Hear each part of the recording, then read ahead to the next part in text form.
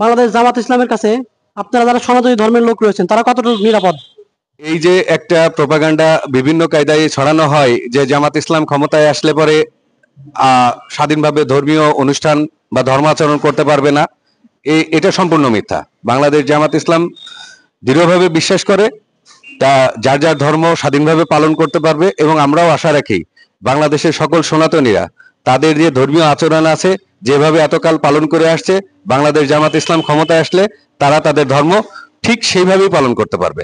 আগামী নির্বাচনে যারা আপনারা সনাতনী ধর্মের লোক আছেন তারা জামাত ইসলামকে কিভাবে দেখছেন? আমরা আগামী নির্বাচনের প্রেক্ষাপটে বাংলাদেশ জামাত ইসলামকে ক্ষমতায় দেখতে চাই।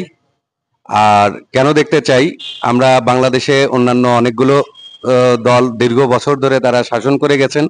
সেই শাসনের প্রেক্ষাপটেকার অবস্থানে আমরা এখন বাংলাদেশ জামাত ইসলামকে ক্ষমতায় আনতে চাই।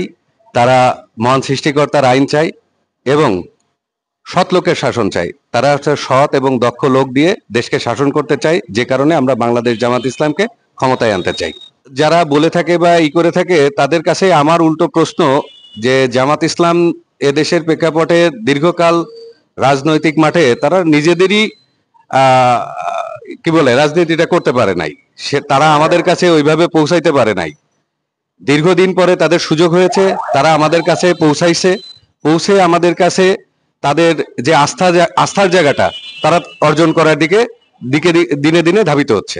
বাংলাদেশ জামাত ইসলামের কাছ থেকে অবশ্যই ভালো কিছু আশা করতে পারি। এই যে একটা প্রোপাগান্ডা বিভিন্ন কায়দায় ছড়ানো হয় যে জামাত ইসলাম ক্ষমতায় আসলে পরে স্বাধীনভাবে ধর্মীয় অনুষ্ঠান বা ধর্মাচরণ করতে পারবে না, এটা সম্পূর্ণ মিথ্যা।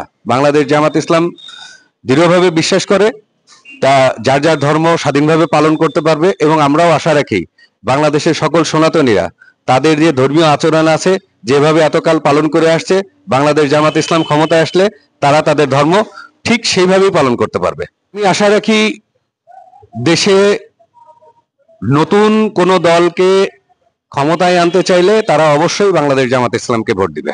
মাগুরায় 2 আসনে আমাদের প্রার্থী আছে অধ্যাপক এমবি বাকের, জেলা আমির বাংলাদেশ জামাত ইসলামী। আর মাগুরা 1 আসনে আছেন সাবেক আমির অধ্যাপক আব্দুল মতিন। বাংলাদেশ জামাত ইসলামের কাছে আপনারা যারা সনাতনী ধর্মের লোক রয়েছেন তারা কতটুকু নিরাপদ?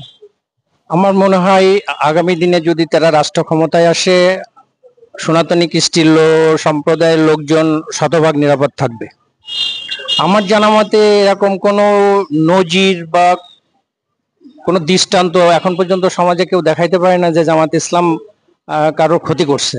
বাংলাদেশ জামাত ইসলামী তাদের মূল যে থিম, সৃষ্টিকর্তার আইন এবং সৎ লোকের শাসন, দক্ষ লোক সৎ লোকের শাসন,